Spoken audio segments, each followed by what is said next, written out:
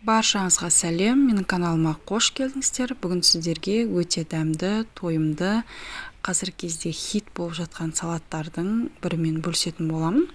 Бұл салаттың атауы көп екен. Маған ұнағаны картошка пай деген атау. Олай болса бастайық. Ең бірінші біз соусын дайындап аламыз.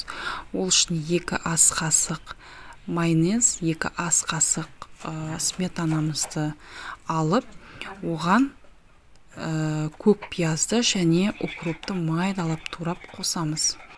Және бұл салатқа сыр қосылады. Егерде сырыңыз сіздің тұзды болатын болса, онда чесноктың 1 тісшесін қосыңыз. Мен 2 тішсе қостым. Және үстіне жарты лимонның суын қосамыз. Жақсылап барлығын араластырамыз. Осымен біздің соусымыз дайын болады.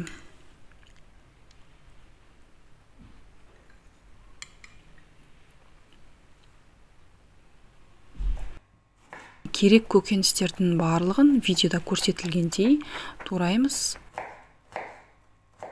Мөлшерлердің барлығын описание бөліміне қалдырып кететін боламын. Осылай соломка қылып тураймыз. Және барлығын бір ыдысқа жинаймыз. Мына жерде помидордың мен ішін алып тастаймын. Солай қосқан жақсы.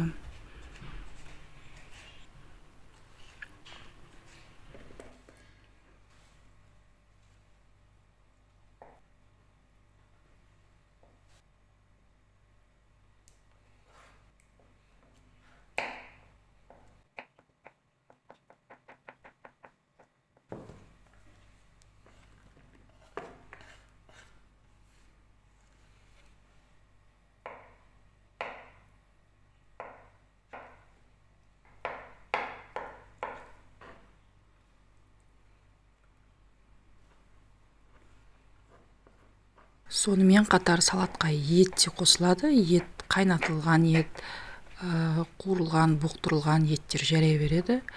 Ең бастысы піскен ет болса болды. Еттің орнына колбаса қосса болады. Колбаса қоссаңыз, копченый колбаса, немесе жартылай копченый колбаса қосқаныңыз дұрыс болады. Салатымызға соусымызды қосып, жақсылап араластырамыз.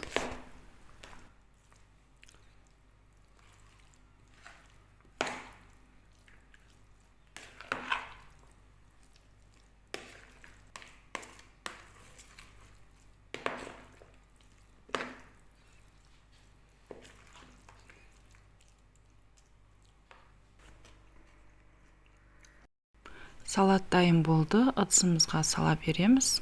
Және ең соңында үстіне картошка пайымызды қоятын боламыз. Картошка пайдың дайындалу тәсілі, бұл картошкамызды теркадан өткізіп, жуып, кептіріп, содан кейін майға қуырып аламыз. Осылай үстіне ғана қоямыз.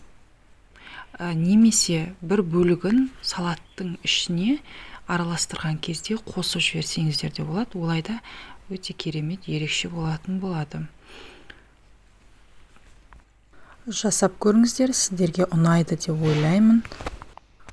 Егер менің видеом пайдалы болып, ұнап жатса лайк баса кетіңіз. Рахмет, сау болыңыздар.